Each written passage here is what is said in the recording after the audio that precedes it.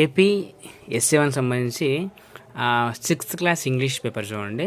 So ఇది వచ్చేసి మనకు very very very very important question paper. So దీంట్లో నుంచి మ్యాక్సిమం అయితే క్వశ్చన్స్ వచ్చడానికి అవకాశం ఉంటుంది.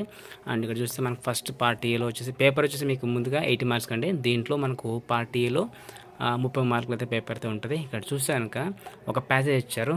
సో ఈ ప్యాసేజ్ అర్థం చేసుకొని దాని మీద కొన్ని క్వశ్చన్స్ ఉంటాయి. 5 క్వశ్చన్స్ అయితే అడుగుతాడు. Each question carry 2 marks, 5 2 10. ఇవైతే చూసుకోండి. అండ్ ఈ క్వశ్చన్స్ వచ్చేసి రిపీట్గా అడిగిన క్వశ్చన్సే. మీకు వర్క్ బుక్లో ఈ పేపర్ సంబంధించి కీ అయితే ఉంటుంది. ఒకసారి చెక్ చేసుకోండి వర్క్ బుక్ని. అండ్ ఇక్కడ read the following stanza carefully and answer the following questions. ఇక్కడ ఒక స్టాంజా ఇవ్వడం జరిగింది.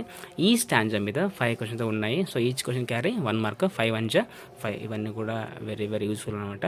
And read the following paragraph and answer the questions. ఇక్కడ ఒక పారాగ్రాఫ్ ఇచ్చారు. ఈ పారాగ్రాఫ్ చదివి దాన్ని అర్థం చేసుకొని కింద ఇచ్చిన 5 క్వశ్చన్స్ అయితే మీరు ఆన్సర్ రాస్తూ ఉంటుంది. అది చూసుకోండి. ఇది కూడా అంతే same. Each one carry 1 mark, 5 1 5. And చూసుకోండి. అండ్ ఇక్కడ చూడండి, read the following tree diagram and answer the questions that follow. ఇక్కడ ఒక ట్రీ డయాగ్రామ్ ఇచ్చారు. దీన్ని బాగా అర్థం చేసుకొని కింద ఇచ్చిన 5 క్వశ్చన్లకి మీరు ఈ ట్రీ డయాగ్రామ్ ఆధారంగా ఆన్సర్స్ అయితే రాయాల్సి ఉంటుంది. Each question carry 1 mark, 5 1 5. అది చూసుకోండి. రీడ్ ద ఫాలోయింగ్ ప్యాసేజ్ చూసుకోండి. ఇక్కడ జాయ్ అండ్ జాక్ గురించి అయితే ఒక పారాగ్రాఫ్ ఉంది. Now answer the following question చూడండి. ఇక్కడ ఆ పారాగ్రాఫ్ మీద కొన్ని క్వశ్చన్స్ ఇవ్వడం జరిగింది 5. So each one carry 1 mark, 5 1 5. ఇవైతే చూసుకోండి మంచిగా. అండ్ దీనికి సంబంధించిన కీ అయితే మీకు పెట్టే ప్రయత్నం చేస్తాను. And stay tune. And section B చూడండి, క్రియేటివ్ రైటింగ్. సో 20 మార్క్స్ అయితే ఉంటుంది. దీంట్లో మీకు లెటర్ రైటింగ్ కానీ కన్వర్జేషన్స్ కానీ ఇట్లా అయితే ఉంటాయి. అది కూడా చూసుకోండి. తర్వాత right a story by using hints. ఇక్కడ ఒక హింట్స్ అయితే ఇవ్వడం జరిగింది. ఆ హింట్స్ బేస్తో చేసుకొని మీరు మొత్తం ఒక ప్యాసేజ్ అయితే రాయాల్సి ఉంటుంది. అండ్ ఇక్కడ చూసి బిట్ పేపర్ చూడండి. మొత్తం బిట్ పేపర్ మీకు 30 మార్క్స్ కంటే 50 మార్క్స్కి అయితే క్వశ్చన్ పేపర్ ఉంటుంది. 30 మార్క్స్కి మీకు బిట్ పేపర్ అయితే ఉంటుంది.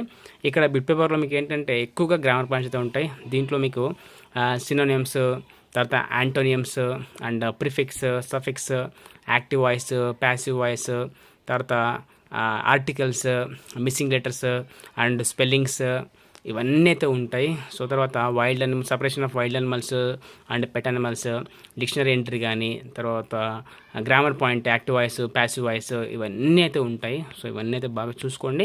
ఎస్పెషల్లీ మీకు ఈజీగా ఉండేది గ్రామర్ పాయింట్ కాబట్టి ఈ గ్రామర్ పాయింట్ నుంచి ఎక్కువగా రిపీట్గా వచ్చే అవకాశం ఉంటుంది.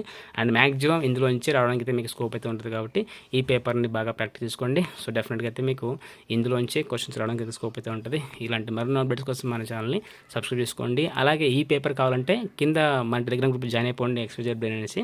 అక్కడ టెలిగ్రామ్ గ్రూప్లో ఈ పేపర్స్ మొత్తం అయితే మీకు పీడిఎఫ్ పెడతాను. అక్కడ కూడా మీరు డౌన్లోడ్ చేసుకోవచ్చు.